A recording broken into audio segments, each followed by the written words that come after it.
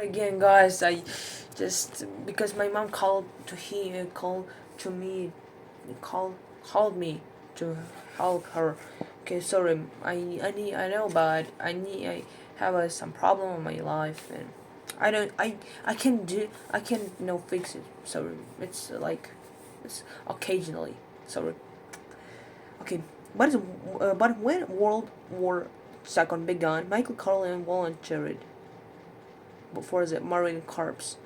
Volunteered means he helped to the for the Marine Corps and in the World War II. Don Carlin had no desire of letting his youngest son be killed in the service. Doctor had been bribed, secret and arrangements, arrangements. Okay, let's. Uh, had been made, a great deal of money had been spent. But Michael was 21 years old of age and nothing could be done against his own will.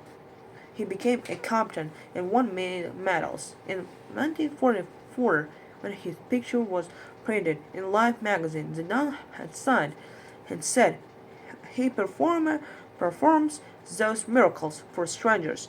When Michael Carlin was discharged early in 1945 because of his wound, he stayed home for a few weeks. Then, without consulting anyone, entered Dartmouth College in New Hampshire, and so he left his father's house. Michael Corlin was using Kay Adams by telling her little stories about some of the more colorful witty guests. Finally, her attention was caught by a small group of men. The men were Amerigo Benacero, Nazarene, the baker, Anthony Capola, and Luca Brasi. She noticed that these four men did not seem particularly happy. Michael smiled. "No, they're not," he said. "They're waiting to see my father in private. They have favors to ask." There were now hundreds of guests in the huge garden, some dancing on the wooden platform decorated with flowers, others sitting at lawn tables with spicy food and jugs of homemade wine. The breed Connie Carlian,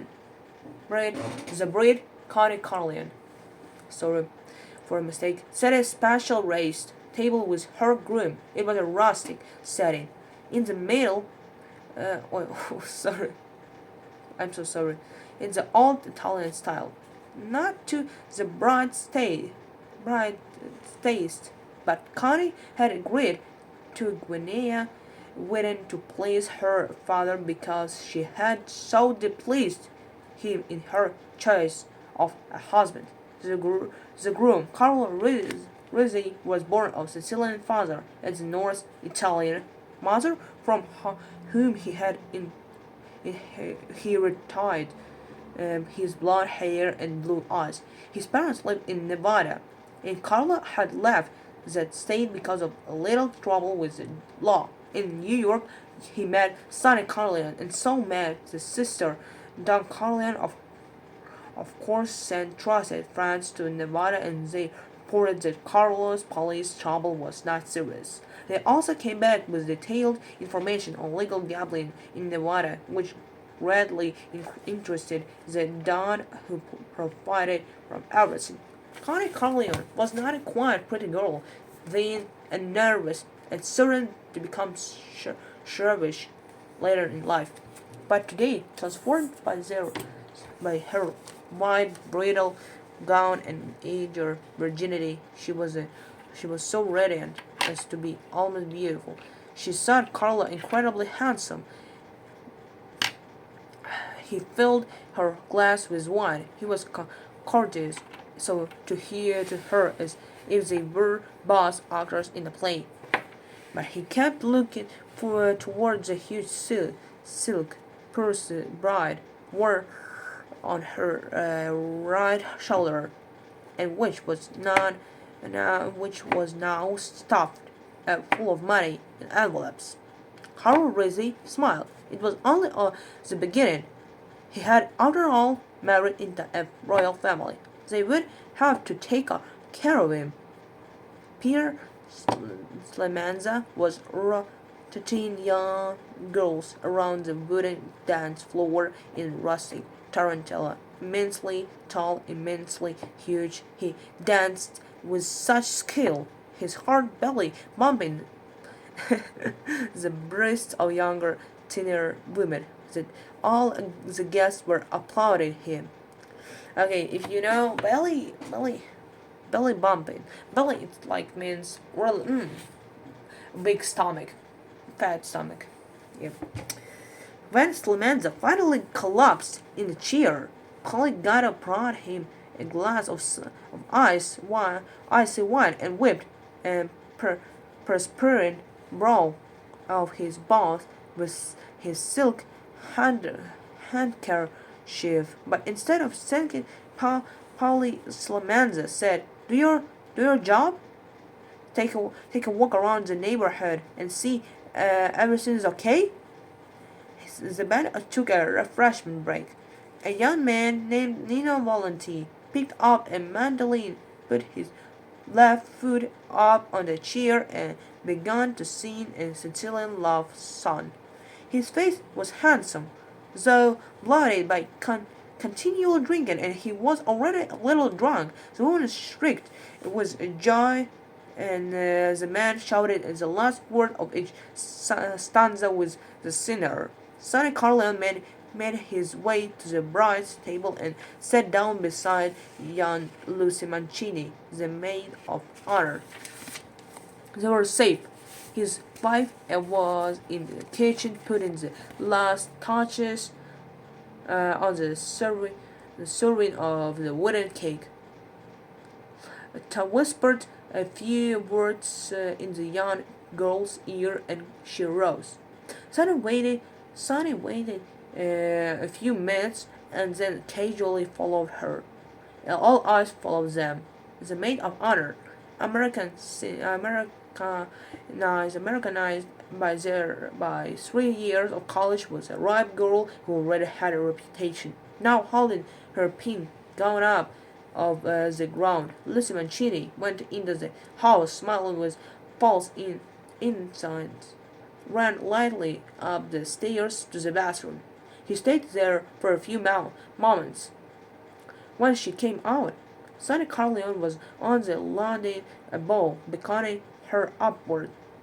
From behind the closed window of Don Carleon's office, Thomas Hagen watched the wedding party. The walls behind him were filled with law books. Hagen was a Don's lawyer and acting consular or consular, and as such held the most vital subordinate position in the family business. He and the Don had solved many problems in this room, and so when he saw the Godfather leave the little work this day, the Hagen saw Sonny Carleon whisper in Lucy Mancini's ear, and their little comedy as he followed her into the house. He went to the desk and picked up a handwritten list of the people who had been granted permission to see Don Carleon privately. When the Don entered the room, Hagen handed him the list.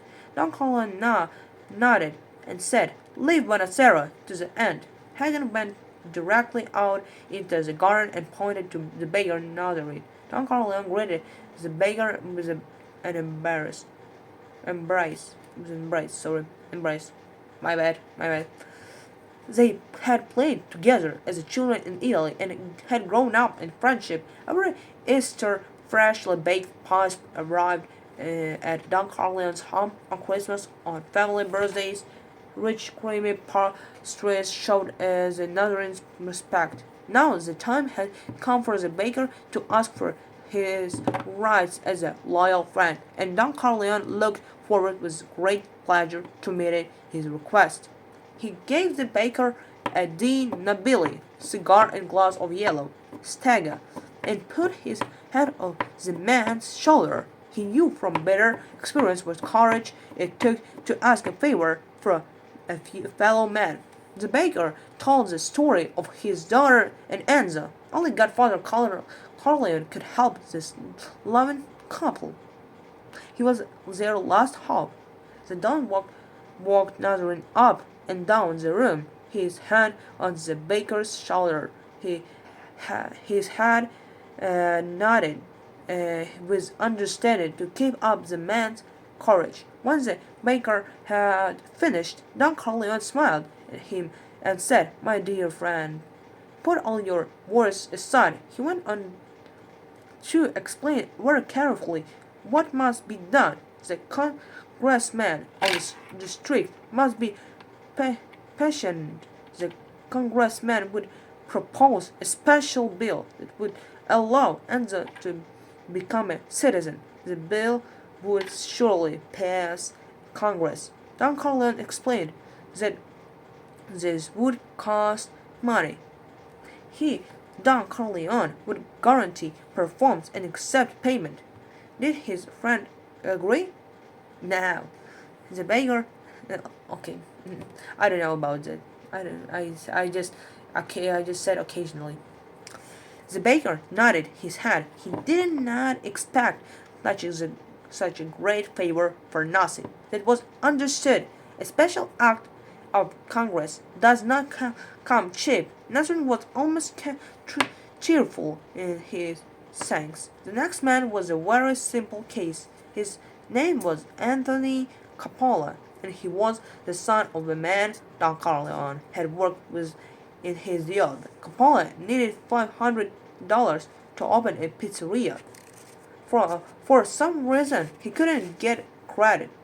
The Don reached into his pocket and took out a roll of bills. It was not quite enough. He grimaced and said to Hump Hagen, "Loan me $100. I'll pay you. I will pay you back Monday when I go to the bank."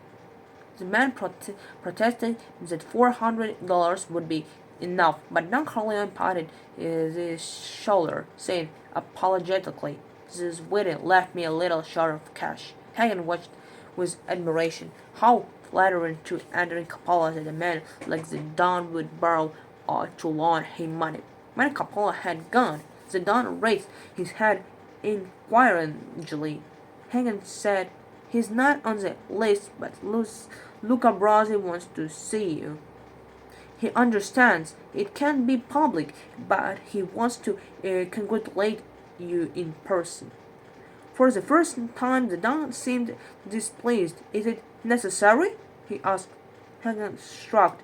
"You understood him better than I do, but he was very grateful that you invited him to the wedding. He never expected that. I think he wants to show his graduate. Don Corleone nodded and gestured that Luca Brasi should be brought to him. Luca Brasi was one of the most feared men in the Eastern underworld. His great talent, it was said, was that he could do a job of murder all by himself and never be found by the police. When Michael told Kay the story for the first time, Kay began to understand. She asked, "You're not saying that a man like that works for your father?" "To the hell with it," he said. He said, straight out. "Oh, it doesn't matter. It means that, oh, it's not a big deal." Straight out. It's like, no, never mind, man, never mind, girl. Nearly 15 years ago, some people wanted to take over my father's oil importing business. They tried to kill him and nearly did. Luca Brasi went after them. The story is that he killed 6 men in 2 weeks, and that indeed is the famous olive oil war. He smiled as if it were a joke. "You mean your father was shot by gangsters 15 years ago?" 50 years ago, Michael said. Everything's been peaceful since then. He was afraid he had gone too far. You're trying to scare him, Kay said. You just don't want to me, just want me to marry you? She smiled at him. Very clever. Luca Brasi was indeed a man to frighten the devil and hell himself. Short, squat, massive skull. His presence sent out danger. Sent out danger. Brasi's reputation for violence was awesome, and his devotion to Don Corleone legendary. Luca Brasi did not fear the police. He did not fear society. He did not fear God. He did not fear hell. He did not fear of love his fellow man. But he had chosen to fear and love Don Corleone. When Hagen brought him in, the terrible Brasi felt safe with respect. He started over the flowery congratulations, and then handed the Don an envelope with cash as a gift for the bridal couple. So that was what he wanted to do. Hagen noticed the change in Don Corleone. Don received Brasi as a man who has done him enormous service. The money in the envelope was sure to be more than anyone else had given. Brasi had spent many hours deciding on the sum. He wanted to be the most generous to show that he had the most respect, and that was why he had given his envelope to the Don personally. Brasi kissed the Don's hand before he went out the door. When the door closed, Don Corleone gave a small sign of relief. Brasi was the only man in the world who could make him nervous. The man was like a natural force. He had to be handled as carefully as dynamite. He looked at Hagen. Is but Sarah the only one left. Left. Hagen nodded. Don Corleone frowned inside, then said, "Before you bring him in, tell Santino to come here. He should learn some things." Out in the garden, Hagen looked for Sonny Corleone. That he told the waiter Sarah to be patient and went over to Michael Corleone, his girlfriend. "Did you see Sonny?" he asked. Michael shook his head. "Damn, Hagen," sighed. "If Sonny was with the maid of honor all this time, there was going to be a mess of trouble." Seeing Hagen go into the house, Kay Adams asked Michael Corleone, "Who is he?" "You introduced him as your brother, but his name is different, and he certainly doesn't look Italian." "Tom lived with us since he was 12 years old," Michael said. "His parents died. He was in the streets with his bad eye infection. Sonny brought him home one night, and he just stayed. He didn't have any place to go. He lived with us until he got married."